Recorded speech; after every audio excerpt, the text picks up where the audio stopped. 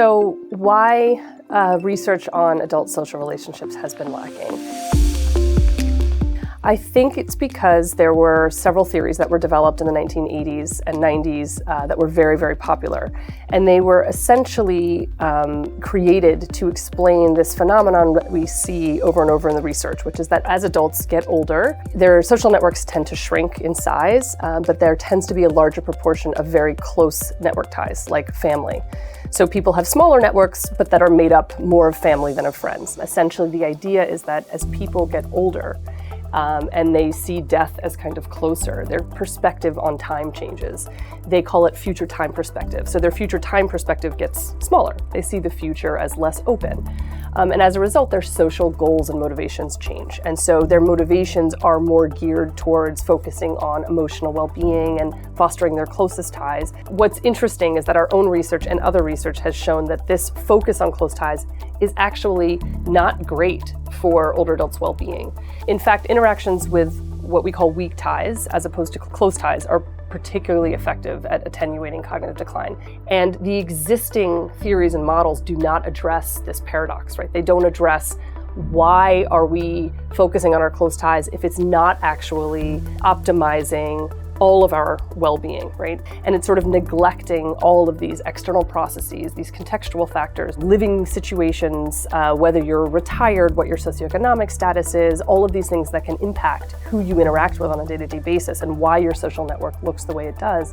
So my colleagues and I began working on developing this theory over a decade ago. It not only proposes a specific mechanism to understand how social relationships develop across the entire lifespan. We've created sort of multiple pathways to understand how context can influence our development of social relationships. Our hope is that people can understand, what's the best way to lead a happy, healthy life in terms of the people I surround myself with.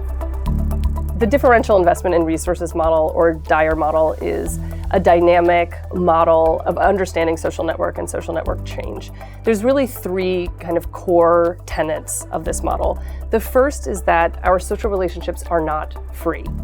We have to invest in our social relationships in order to get, quote unquote, a return, to create the relationships in the first place, but also to maintain those relationships. And what we're investing is time and energy. The second core tenet of the model is that you need opportunities to engage with people in the first place. And these opportunities are driven completely by the context. In our model, we call it the social opportunity structure. And in fact, when my colleagues and I were in the middle of working on this paper and suddenly COVID hit, we both said to each other, this is exactly why we need a theory that can encapsulate context, because these agentic theories that claim that older adults are sort of in control of their social networks is just not the reality. Another example of how our context might shape sort of the availability and cost of investing of ties also relates to income. So if you have a lot of income, you're more able to engage in a lot of different social activities that require money.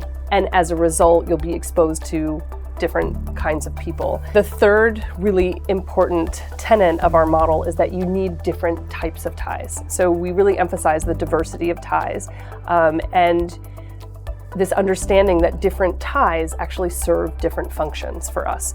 So our closest ties are more likely to provide us with emotional support, whereas weak ties can serve another function, right? Weak ties tend to present novel opportunities, more sort of stimulation, stave off feelings of social loneliness. So having a balance of both kinds of ties is really important, and that's one thing that we emphasize in our model. So I think what this model offers is a new way to understand social relationships by offering lots of testable hypotheses and avenues for intervention to improve people's social lives.